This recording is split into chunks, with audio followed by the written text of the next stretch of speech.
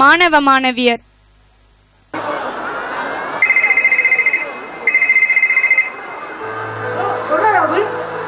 எங்கடா இருக்கு? வந்துட்டு இருக்கா? சீக்கிரம் எவ்வளவு நேரம் வெயிட் பண்றது? வந்துருவோம்டா. என்னைக்குதான் சீக்கிரம் வந்திருக்கோம். சீக்கிரம் வந்தாலும் மழை தான் பெய்யும். ஹாய் ராகுல், எப்படி இருக்க? நான் நல்லா இருக்கேன்டா. என்ன இப்படி விளாண்ட? ஆமா ஆமா, கலாய்க்கிறேன்னு தெரியுது. எங்க ஆனந்தி இன்னும் 2 பேரை காணோம். வரேன், 5 நிமிஷம் வெயிட் பண்ணி பார்க்கலாமே. சரி. நம்ம லீவ்ல எல்லாம் நீ என்னடா பண்ணிட்டு இருந்த? செம போடுறா வீட்டுல. நீ என்னென்ன படம் பார்த்த லீவ்ல? நான் 2 படம் தானே பார்த்தேன். சரி, என்ன இன்னும் வரமாட்டானே, ரொம்ப லேட் ஆகுது. டேய் ராகுல், சுகன் 2 பேரும் எப்படி இருக்கீங்க? சீக்கிரம் வர சொன்னீங்க, எங்க 2 பேர்த்த காணோம். வந்துருவாங்கடா. என்ன பசங்களா, எப்படி இருக்கீங்க? நாங்களாம் நல்லா இருக்கோம்டா. ஆமா, 12th எல்லாம் பாஸ் ஆயிருவீங்களா? நாங்க பாஸ் ஆயிடுவோம், நீ பாஸ் ஆகுறேன்னு பேரு. சரி, +2 முடிக்க போறோம். என்ன பண்ணலான்னு இருக்கீங்க? நான் பெரிய டான்ஸ் ஆகணும்டா. மைக்கேல் ஜாக்சன் அந்த மாதிரி இல்லாம அவனோட மேல ஆடணும்டா. யூடியூப், ஃபேஸ்புக், ட்விட்டர், கூகுள் அதெல்லாம் நான் உலக சாதனை படைக்கணும்டா. ஆமா, நீ ஆடி நான் பார்த்ததே இல்லையாடா? இதெல்லாம் ஆட போறேன். ஓஹோ, சரி பாப்போம் அதையாவது. சரி, நீ என்ன விளையாண்டுக்கிற? நானாடா, நான் பெரிய பணக்காரன் ஆகணும்டா. வீட்டுல பார்த்தா பணம், ஆபீஸ் போனா பணம், எங்க பார்த்தாலும் பணமா இருக்கும்டா. நான் மரத்துல கூட பணமா இருக்கும்டா. பணமே வாழ்க்கை நிற்கணும். எங்க பார்த்தாலும் பணம் பணம் பணம், இதான் என் ஆசை. அப்படின்னா கள்ள நோட்டு தான் அடிக்கணும். அப்பப்பா போதுண்டா. நீ என்ன விளையாண்டுக்கிற? டேய், நான் உலகத்துல இருக்கிற எல்லா வகையான சாப்பாடு சாப்பிடணும்டா. வெந்தது, வேகாது, பொரிச்சது, பொரிக்காது, முறிச்சது, முறிக்காது அப்படின்னு எல்லா வகையான சாப்பாடு சாப்பிடணும்டா. ஆமா, நீ எல்லாத்தோடதும் கேட்டீங்களே, உன்னோட ஆசை என்ன? ஏன் ஆசையாடா? நான் வந்து பெரிய பெரிய அரசியல்வாதியானுடா. அதான்டா ஆசை. வட்டம், மாவட்டம், மாநிலம் அப்படின்னு இந்தியாவே ஒரு கலக்கணும்டா. தாண்டா என் ஆசை. ஆமா, எங்கடா சஞ்சய்? அவன் என்ன வரலையா? ஹாய்டா, நல்லா இருக்கிறீங்களா? நாங்களும் நல்லா இருக்கோம். ஏதோ என்னை பத்தி பேசிட்டு இருந்த மாதிரி இருந்துச்சு. ஆமா, இவர் உன்னை பத்தி பேசுறக்கு. நாங்களாம் எங்க ஆசையை பேசிட்டு இருந்தோம். நீ என்ன விளையாண்டு இருக்க? நானா மத்தவங்களை சிரிக்க வச்சுட்டு நானும் சிரிச்சுட்டு அப்படியே லைஃப் என்ஜாய் பண்ணிட்டு இருக்கோம்டா. தானே என் ஆசை. சரி, உங்களெல்லாம் பேச விட்டா நாள் ஃபுல்லா பேசிட்டே இருப்பீங்க. எனக்கு வேற பசி எடுத்துச்சு, வாங்க வீட்டுக்கு போலாம். கரெக்டான பாயிண்ட். சரி, அரசியல்வாதியாக போறேன், ஒரு கருத்து சொல்லிட்டு வரேன். வீழ்வது நாம இருந்தாலும் வாழ்வது தமிழாகட்டும். உங்க கருத்து சாயந்தரம் சண்டே சொல்லிடுவோம், வா போலாம். காயத்ரி, இந்த நியூஸ் நல்லா இருக்கே, நான் ஃப்ரெண்ட்ஸ் கிட்டே சொல்லலாமா? ஓ, இப்பவே சொல்றேன் பாரு. ஏய் பானு, இந்து, ஷீலா எல்லாம் ஒரு நிமிஷம். நீ காயத்ரி கூப்பிடுற மாதிரி இருக்குல்ல? அப்ப வாங்க போய் என்ன கேட்கலாம். என்னாச்சு காயத்ரி, என்னாச்சு? ஏய், நீங்க பாத்தீங்களா? பேப்பர்ல ஒரு செம்ம நியூஸ் போட்டிருக்காங்க. யாராச்சும் படிச்சீங்களா? இல்லையே. நீங்கெல்லாம் கதை பேசுறது தாண்டி லாய்க்கு.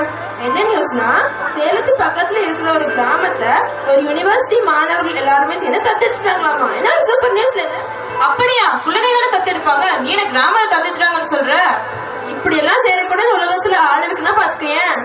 நானும் ஒரு நியூஸ் படிச்சேன். என்னன்னா, அன்னை தெரசா ஒரு நாள் கல்லூரியில பாடம் எடுத்துட்டு இருந்தாங்களாமா. அப்போ எதிர்ச்சியா ஜன்னல் வழியா பார்த்த போது ஒரு குழந்தை குப்பை தட்டிட்டு இருந்துச்சான். அதை பார்த்து அவங்க மனசு ரொம்ப கஷ்டப்பட்டுச்சான். என்ன ஃபீலிங்? நக்கல் பண்ணாம கேளு. உடனே போய் அந்த குழந்தைய எடுத்துட்டாங்களாம். அப்புறம் அந்த குழந்தைய அவங்க காப்பகத்திலேயே வச்சு வளர்த்தாங்களாமா.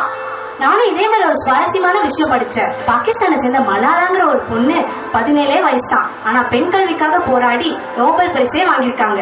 17 வயசு பொண்ணு நோபல் பிரைஸா? Have great! நீ மலாலான்னு சொல்ற, நீ தெரசான்னு சொல்ற, ஆனா நம்ம ஏன் அவங்கள மாதிரிலாம் செய்யறது இல்ல?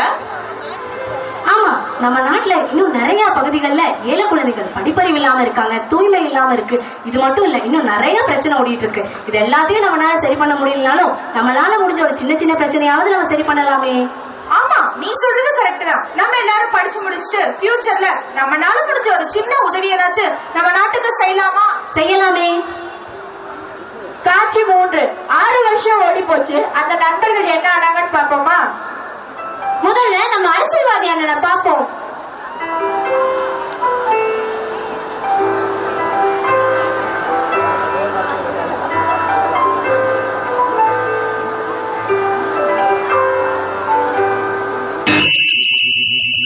ராஜாவுக்கு ராஜா நான்டா, எனக்கு வந்திருந்த யாரும் இல்ல.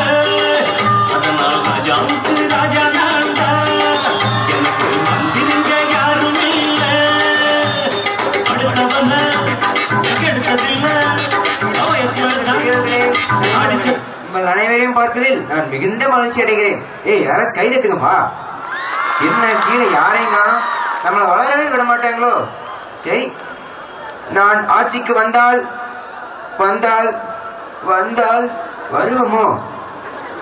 நான் ஆட்சிக்கு வந்தால் என்னென்ன கூறுவேன்? ஜோ போச்சு, ஆட்சிக்கு வரமாட்டோமோ? போச்சு. ஓ ஐயோ பாவம், நம்ம அரசியல்வாதி என்னோட நிலைமை இப்படி ஆகணும். சரி, டான்சர் ராகுல் என்ன ஆனாரு?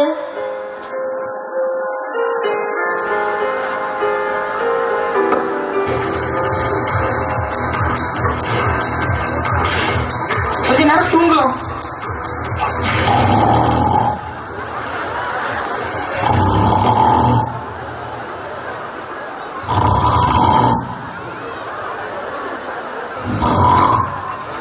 Doma Rajani fans, darling, don't miss it our chance.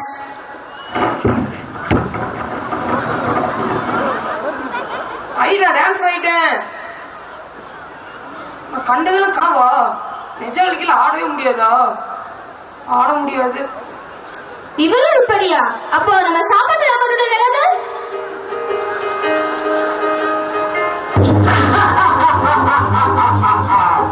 கல்யாண சமையல் சாதம் கல்யாண சமையல் சாதம் காய்கறிகளும் பிரமாதம் அந்த கௌரவ பிரசாதம் இதுவே எனக்கு போதும்.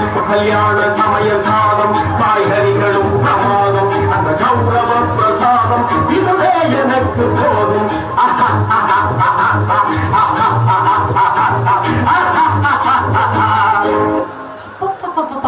என்ன டேஸ்ட்! இப்படியே உலகத்துல இருக்கிற எல்லா விதமான சாப்பாடு சாப்பிடணும். இவங்க 3 பேர்த்தோட நிலைமை இப்படி ஆயிட்டாங்களே, அப்போ சுகத்து இப்படிதான் இருப்பாங்களா? காசு பணம் கொட்டு மணி மணி, காசு பணம் கொட்டு மணி மணி, காசு பணம் கொட்டு மணி மணி, காசு பணம் கொட்டு மணி மணி. எவ்வளவோ பணம், இது எல்லாம் எனக்கு தான். இன்னும் வேணும், இன்னும் வேணும் பணம். ஆனா பணம் நானும் தான் இருக்கும், கூட யாருமே இல்லையா? இப்ப நான் என்னதான் பண்றது? இவருமா நண்பர்களுக்கு வந்த சோதனையை பாருங்களேன். கடைசியா இருக்கிறது சஞ்சய். அவராவது நல்ல நிலைமையில இருப்பாரா?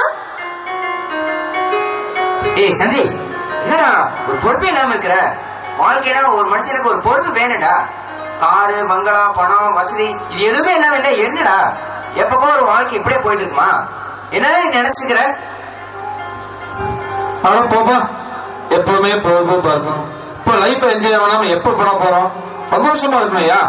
எப்ப பார்த்தாலும் சும்மா படிப்பு படிப்பு வேலை படிப்பு வேலை அர்த்தமே எல்லாம் பேசிட்டு இருக்க. போ நீயும் ஜாலியா இருக்கும், நானும் ஜாலியா இருக்கும். போ. ஷோ, எப்படி இருந்தவங்க எல்லாரும் இப்படி ஆயிட்டாங்களே. காட்சி 4. அந்த 5 நண்பர்கள் தான் இப்படி ஆயிட்டாங்க. நம்ம தோழர்கள் என்ன பண்ணிட்டு இருப்பாங்க பார்க்கலாமா? நீங்க எல்லாம் என்ன படிச்சிருக்கீங்க? டிகிரி முடிச்சிட்டு இருக்கோம். ஓ, டிகிரி முடிச்சிட்டு வேலை பாக்குறீங்களா? இல்ல, வேலை தேடிட்டு இருக்கேன். ஏன் நீங்க போட்டி தேர்வுக்கெல்லாம் போறது இல்லையா? அப்படின்னா என்னங்க இவ்வளவு அப்பாவே இருக்கீங்க? அதான் கவர்மெண்ட்ல பணியாளர் தேர்வாணையம்ல இருந்து எக்ஸாம்ஸ் கண்டக்ட் பண்றாங்கல்ல. குரூப் 1, குரூப் 2, குரூப் 3 அந்த மாதிரி நிறைய எக்ஸாம்ஸ் இருக்கு. அதெல்லாம் நீங்க போய் எக்ஸாம்ஸ் எழுதுனீங்கன்னா உங்களுக்கு கவர்மெண்ட் ஜாப் கிடைக்கிற கூட வாய்ப்பு இருக்கு. சரிங்க. சரிங்க, இனிமேல் அதை பத்தின செய்திகளை எல்லாம் நாங்களும் தெரிஞ்சுக்கிட்டு அந்த எக்ஸாம் நாங்களும் எழுதுறோம். ரொம்ப நல்லது. எக்ஸாம்ஸ்ல என்னென்ன துறைகள் இருக்கு, எதையெல்லாம் நீங்க அட்டென்ட் பண்ணலாம் அப்படின்றத நானும் உங்களுக்கு பொறுப்படுத்தி சொல்லித்தரேன். நன்றிங்க.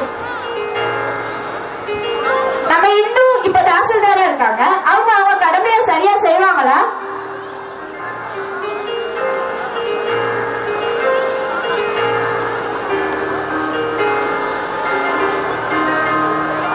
வணக்கம் அம்மா. உங்களுக்கு என்ன வேணும்? பர்த் சர்டிஃபிகேட் வேணும். எப்போ அப்ளிகேஷன் கொடுத்தீங்க? 2 நாளைக்கு முன்னாடி. அப்ப கொஞ்ச நாள் ஆகுங்க. எங்களுக்கு அர்ஜென்ட்டுக்கு சீக்கிரம் வேணும். கவர்மெண்ட் ஆபீஸ்க்கு வந்துட்டு நீங்க எப்படி எங்களை ஆர்டர் பண்ணலாம்? இதை வச்சுட்டு பார்த்துட்டு செய்யுங்க. பாருங்க மக்களே, லஞ்சம் தவிர நெஞ்சை நிமிர் அப்படின்னு நம்ம ஐஏஎஸ் அதிகாரி சகாயம் சொன்னாங்க. ஆனா லஞ்சம் கொடுக்கறவங்க இருக்கறனால வாங்குறவங்க வாங்கிட்டே தான் இருக்காங்க. அதனால நேர்மையா இருக்கிற அதிகாரிகளோட பேரும் கெடுது. இப்படி லஞ்சம் கொடுத்து வாங்கிட்டு இருந்தா நம்ம நாடு எப்ப முன்னேறது? இனிமேலாவது லஞ்சம் கொடுக்காதீங்க. லஞ்சம் கொடுக்கறேன்னு சொல்லிட்டு இந்த பக்கம் வந்தீங்க அப்புறம் நான் என்ன பண்ணுவேன் தெரியாது. அடிச்சுக்கோங்க. பானு சட்ட படிப்பு படிச்சாங்க, ஆனா கையில தொடப்பத்தோட நிக்கிறாங்க. அவங்க என்ன பண்றாங்கன்னு பாக்கலாம். சொர்க்கம் என்பது நமக்கு சுத்தம் உள்ள வீடுதான். சார் சார், யோ ஏமா ஏமா ஏமா, குப்பை தொட்டி பக்கத்துல தானே இருக்கு, குப்பையை கீழே போட்டு போறாங்க.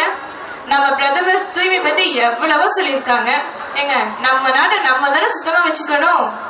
சரி, நீங்களே யோசிச்சுக்கோங்க மக்களே, நம்ம வேலையை நம்ம பார்ப்போம். ரம்யா தன் கடின முயற்சியால டாக்டர் ஆகி கிராமப்புறத்துல அவங்க சேவையை செய்யறாங்க.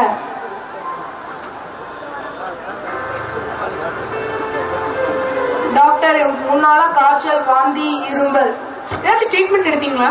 இல்ல, மெடிக்கல்ல தான் மருந்து வாங்கி கொடுத்தா, ஆனா நீ காய்ச்சல் சரியா இல்ல. டாக்டர் கன்சல்ட் பண்ணாம ஏன் மருந்து வாங்கி சாப்பிடுறீங்க? நான் உங்களுக்கு மருந்து தரேன், 3 நாள் கழிச்சு வந்து பாருங்க. அது மட்டும் இல்லாம தற்போது பரவி வரும் டெங்கு காய்ச்சலை பத்தி நான் உங்களுக்கு சொல்ல போறேன். இந்த நோய் உயிரை கொல்லக்கூடிய அளவுக்கு கொடூரமானது. இந்த கொசு ஏடிஎஸ் வகையை சேர்ந்தது. இது பகலில் மட்டும்தான் நம்மள கிடைக்கும். இதற்கு வெந்நீர் குடிப்பது நல்லது. இந்த நோய் சரியாவதற்கு ட்ரீட்மெண்ட் எடுக்கலைன்னா 14 நாளா நம்ம உயிரை இழக்க வேண்டிய அளவுக்கு கொடூரமானது. இதற்கு நம்மளை சுத்தி உள்ள இடத்தை தூய்மையா வச்சுக்கிறது ஒரே வழி. அட, இங்க பாரு, நம்ம ஷீலா. அவங்க விவசாய கல்லூரியில தானே படிச்சாங்க. இரு அவங்க ஏதோ சொல்ல போறாங்க.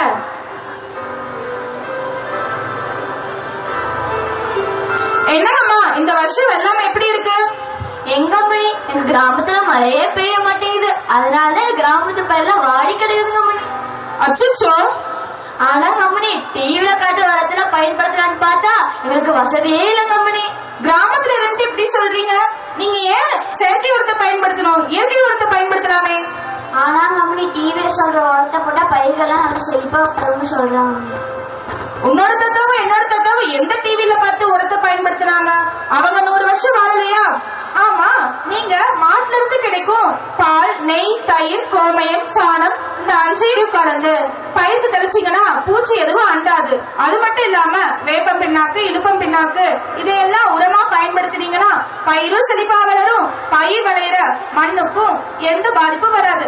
முதல்ல உணவே மருந்துன்னு பழமொழி இருந்துச்சு. ஆனா இப்போ மருந்தே உணவு என்ற நிலைமைக்கு வந்துருச்சு. இனிமேலாவது நாம சாப்பிடுற சாப்பாட்டை சத்தாக மாத்துவதற்கு இயற்கை உரத்தை பயன்படுத்துங்க. சரி கம்பெனி, இனிமேல் நாங்க இயற்கை உரத்தையே பயன்படுத்தி பயிர்கள் எல்லாம் நல்லா செழிப்பா வளர வைக்கிறோம். காட்சி 5.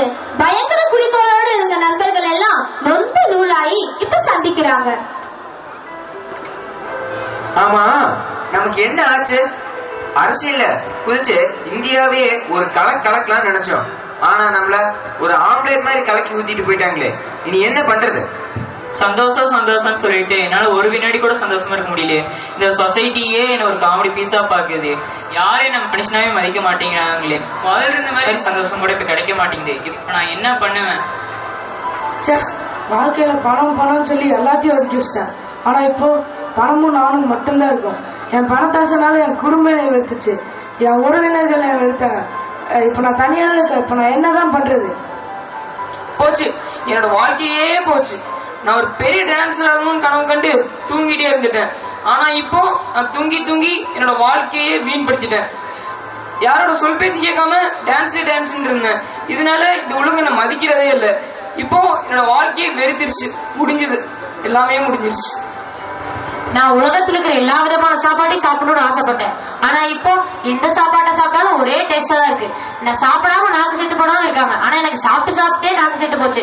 என்னோட சாப்பாட்டு ஆசைனால என்னோட ஃபேமிலி, ஃப்ரெண்ட்ஸ் எல்லாரும் என்னை வெறுத்துட்டாங்க. இப்போ என்ன பண்றது?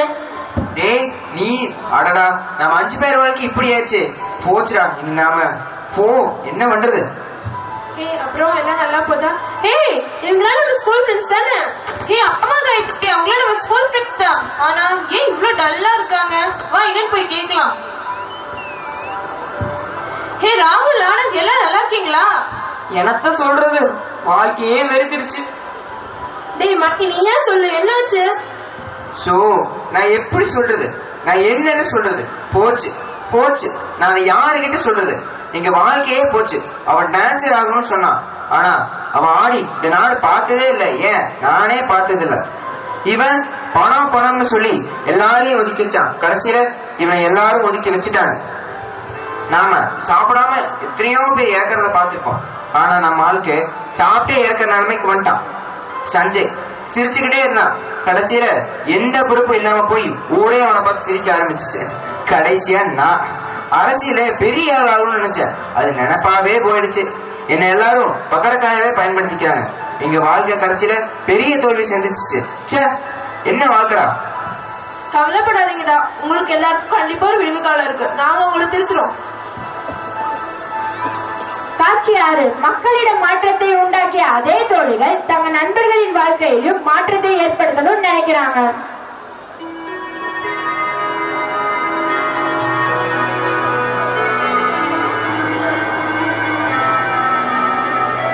ஐயோ பாவம் நம்ம ஃப்ரெண்ட்ஸ் எல்லாம். அவங்கள பத்தி நம்ம இந்து ஷீலா கிட்ட கண்டிப்பா சொல்லியே ஆகணும். ஆமாண்டி பானு, கண்டிப்பா சொல்லலாம். ஏன் இந்து இப்பதான் ரொம்ப சந்தோஷமா இருக்குல்ல? ஆமா ஆமா, ஆனா எனக்கு சத்தியமா சந்தோஷமாவே இல்ல தெரியுமா? ஏன்னா நேத்து தான் நம்ம ஃப்ரெண்ட்ஸ் ராகுல் சுகந்த் அவங்களெல்லாம் மீட் பண்ணேன். அவங்களால ரொம்ப பாவமா அவங்க வாழ்க்கை இழந்துட்டாங்க தெரியுமா?